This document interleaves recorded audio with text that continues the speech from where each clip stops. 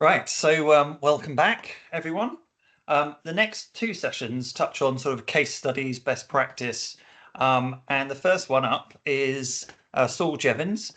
He's the director of the TransSafe network, and he's going to sort of touch on road risk management in the petrochemical sector. So, Saul, over to you. Thanks, Jamie. Yeah, so done a fair bit of work over the years with road risk management in oil and gas. They have the issue where they have to operate obviously wherever the oil and gas is. So between those two photographs, there's a temperature difference of over 70 degrees centigrade. So they just have to get on with it, which brings with it its own challenges. So where are they in terms of the Hudson and Parker cultural maturity model? They've been very early adopters of this. I first saw this graphic or a version of it when I was in a meeting with Patrick Hudson at Shell's headquarters at The Hague in about 2003, and it was already fairly well embedded in terms of the way that they look at things. Part of the problem that they have is that the petrochemical sector is a high risk industry, and therefore it doesn't tend to attract particularly risk averse people. You don't sort of sit at home if you're the kind of person who is also interested in going and working on a rig offshore. But back in 1988, there was a sort of step change moment in terms of the way the industry looked at safety with the loss of Piper Alpha in the North Sea, 167 dead altogether.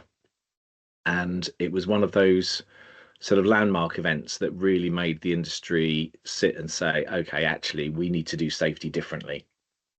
And the step change program for safety in the North Sea and for offshore safety generally was then set up. And that area of collaboration has then spread across the industry into other areas. So they recognise that safety is not a competitive area of business. And so whereas they will compete on all sorts of other things, they will share information on safety. But fast forward to 2010 and Deepwater Horizon. And the sort of commentary that came on the end of that was quite interesting. So there was an industry commentator on whose blushes I shall spare, who a couple of weeks later said it may be that commercial imperatives were allowed to outweigh safety considerations.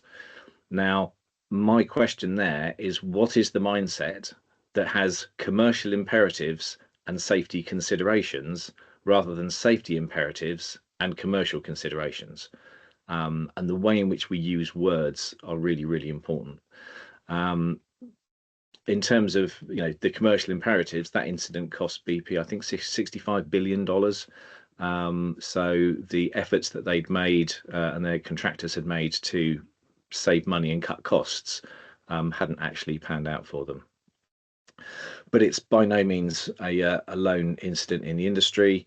Go back to the Dubai dry dock.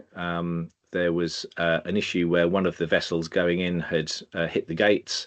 They got two quotes. One quote said, no, we need to not use the dry dock for 2 weeks while we repair the gates. The other quote said, oh, we can do it for much less and you'll be able to start operating straight away. So they went with the cheaper quote. And unfortunately, the gates burst and the various vessels that were in there were impacted, and the official death toll is 26. The unofficial death toll is possibly in the hundreds because of the number of third-party nationals who were working there. So the industry looked at what they'd been doing on land transport safety, as in their road safety in their terminology, and they looked at the root causes of incidents and issues that have been found on audits and peer assist reviews, and they discovered that most of the time the issue wasn't the hardware. Some of the time it was systems and procedures. A lot of the time it was attitudes, behaviours and values. Then they looked at what they'd done about that, the actions generated, and they discovered that they got lots of actions in place to sort out the hardware, some actions in place to sort out the systems and procedures, but very, very little on the attitudes, behaviours and values piece. So they started looking more into the kind of cultural maturity. But even with those industry-wide standards that they were trying to put in place, they still had vehicles like these ones in Bangladesh in use, carrying some high-risk product, and they also had to fight a battle with vehicles like this. That vehicle was rolled, then driven back to an overnight base, and then the following day driven 150 kilometers. And the guy who was the security guard on the gate let it leave the compound like that. So clearly some way to go. So where were they getting it wrong? Well, if we talk to contractors, they say that there are more than a few clients that will base their further delivery of service based on whether you show up on time or not. And it's all very well saying that safety is the #1 priority, but I didn't get your equipment there on time, you'd move your business. And again, think about organizations who say safety is our #1 priority. How often do you actually believe it? How often do you think, yeah, but if there's a conflict between doing it safely and having to shut your operation down, what will you do? So we get contractors who say things like, we've lost subsequent business on more than one occasion when we've shut down due to poor conditions and a competitor's gone out in our place despite the circumstances. This type of behaviour on behalf of the client and the competition has unfortunately negatively influenced the decision of some of our field managers, and in other cases, with managers of greater maturity, usually not. So the expectation that clients place on their supply chain has a huge impact on this as well. In terms of culture and maturity, Rex Tillerson, who became US Secretary of State, but before that ran ExxonMobil, said a commitment to safety should not be a priority, but a value that shapes decision-making all the time at every level. So that's clearly looking at safety as an imperative rather than safety as a consideration. And Professor Andrew Hopkins says, in order to produce the results required from on high, people take shortcuts and even deviate from best practice. And that echoes some of what we've heard before, particularly from Phoebe, in terms of, people, if they think that they can cut a corner and they'll get away with it because nothing untoward happens, then they'll do that if it helps them get the result that is required. And that is a very, very widespread human thing. If we all knew that as soon as we broke the speed limit, we would either crash or receive a speeding ticket, nobody would do it. But most of the time when people do it, nothing happens to them. Andrew Hopkins' book Failure to Learn, which is a look at the BP Texas City refinery disaster, talks about culture change. I won't dwell on that too much other than the tail end of that, which is it's not cheap nor is it easy, but it works. So in terms of getting in place systems to get the behaviour you want. So this comes back to, it's not enough just to have the behavioural piece. It's not enough just to have systems. You have to have the two working together or you're on a hiding to nothing. And the pitfall is that the fashion for safety culture, insofar as it relies as a campaign for hearts and minds, is at best wishful thinking and at worst a thinly disguised version of the blame the worker strategy, which we've been combating for years. So just saying, right, we're going to go safety culture, you have to have the systems in place to support people and to encourage them to do the right things in the first place, as Jamie was referencing. So a couple of examples of sort of real life case study stuff. So we did a quantitative risk assessment for an outfit working in Jordan who had different options of getting to the oil field, getting to site. So the first one was fly all the way. The second one was fly part of the way and then drive 75 kilometers to the base. And in all scenarios, that last 20 kilometers on blacktop and 46 kilometers on graded roads were all the same. And then the other option is a 340 kilometer, 4.5 hour drive to get to base and then transfer from there. Why were they looking at driving as an option? Well, the airbase at site doesn't actually exist. The airbase that's labelled RAB does exist. It's a Jordanian Air Force base, and there was going to be significant, like multi-million dollar investment required to get that up to the standard they would need it for civil aviation. So the route that was going to involved in getting there had various hazards, from communities to poor infrastructure, to occasionally bits that didn't look too bad when you were on them, but then when you looked at actually what the drop would be if you went over the edge there, would be pretty bad. So the QRA looked at what the likelihood of death was in a given year for the number of passenger kilometres that would be travelled, and heavy bus and the large aircraft all the way to site was 0.034 deaths a year.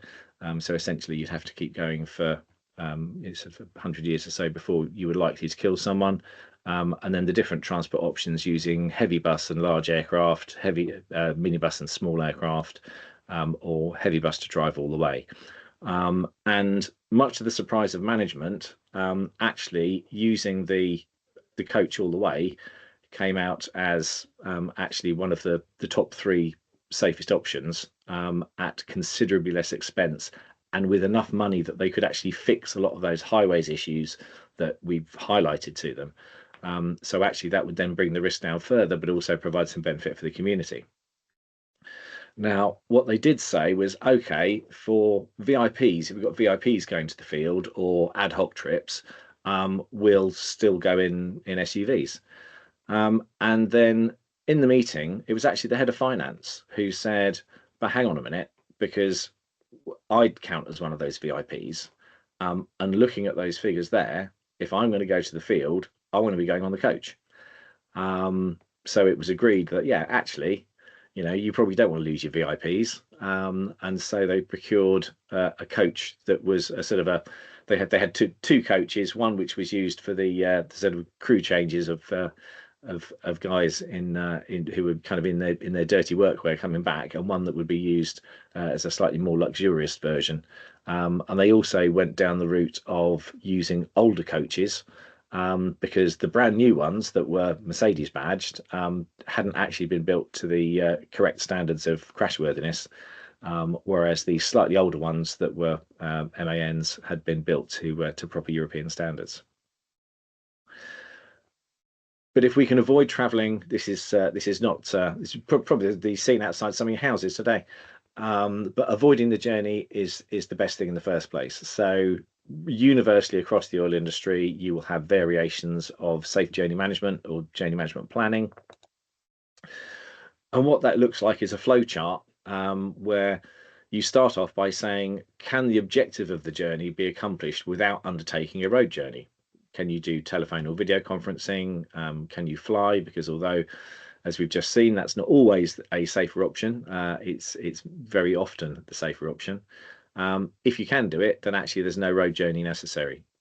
If not, can it be combined with another journey? Can we reduce the number of passenger kilometre exposure that we've got overall? Can we have people sharing the driving, that kind of thing? And so it will go through one of those systems, and then if it requires a journey risk management plan, they then take into control things like whether it requires night driving. You'll have specific night driving authorization, and you'll have this process where at the end of it they actually make sure the individual gets to their destination in one piece.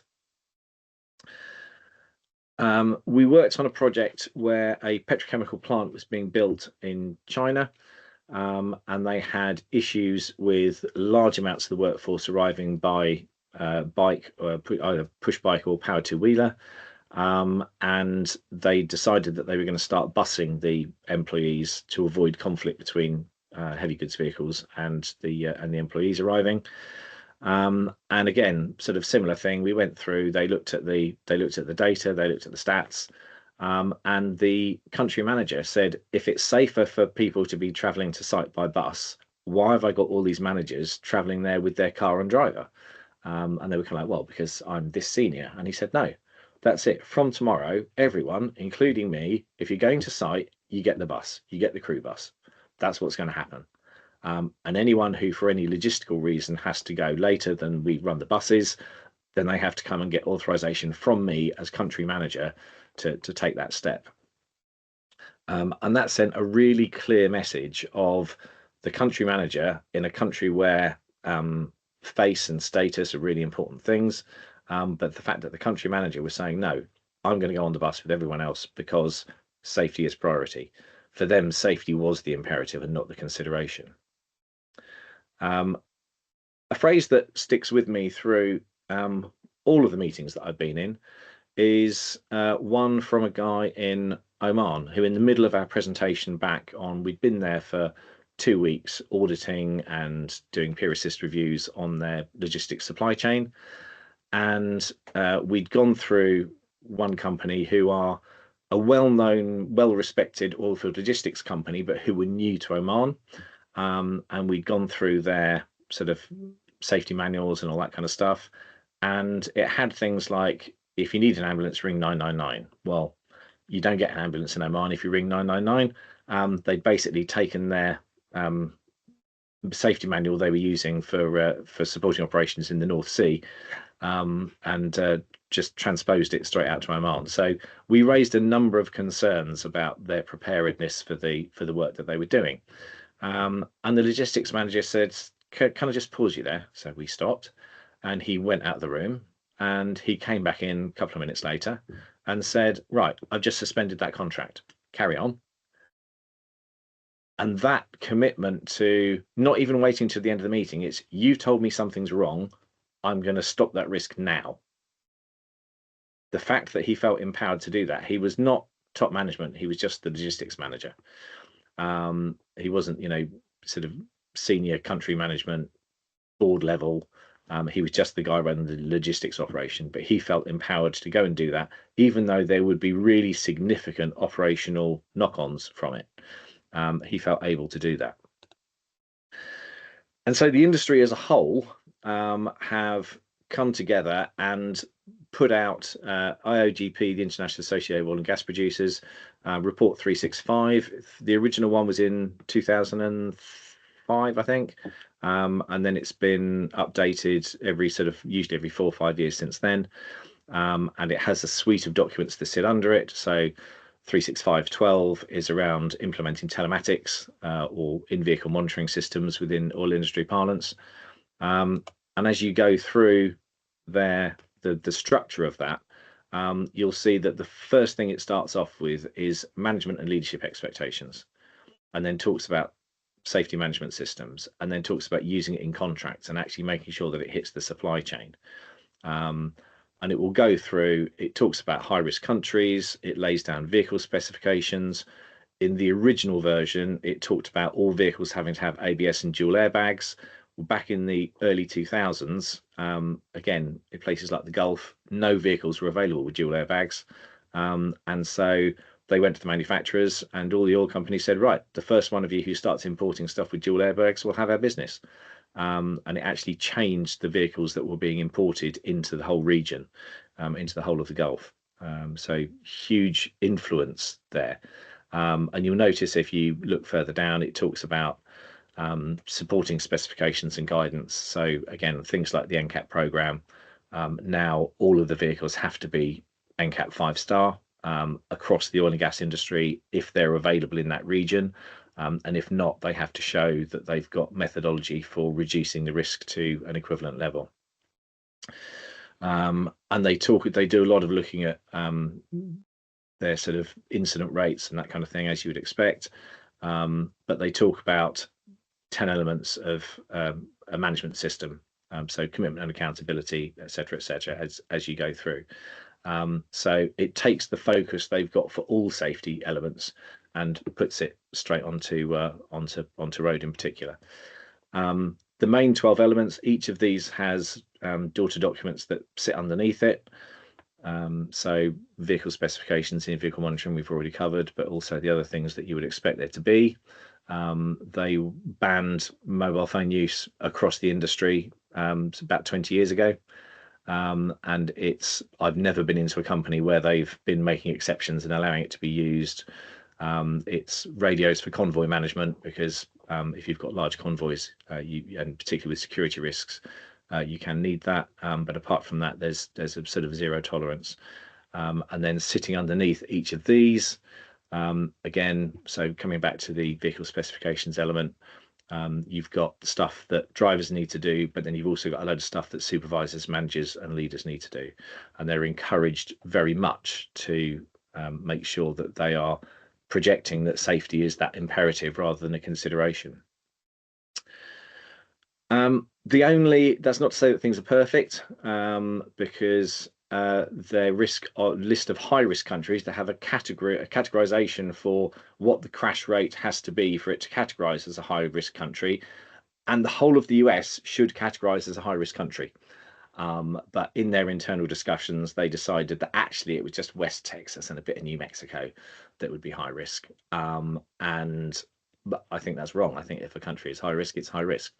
But they have decided that they're going to go with a kind of a leniency there. That's it in terms of presentation. The only thing I would say is that the three examples I gave, the logistics manager in Oman, the country manager in China, and the guy in Jordan who said, no, we're all going to go on the coach, all of those three people were from BP. So how is it that the same organization can get it so wrong in the Gulf of Mexico and then so right in those meetings on land transport? Thank you.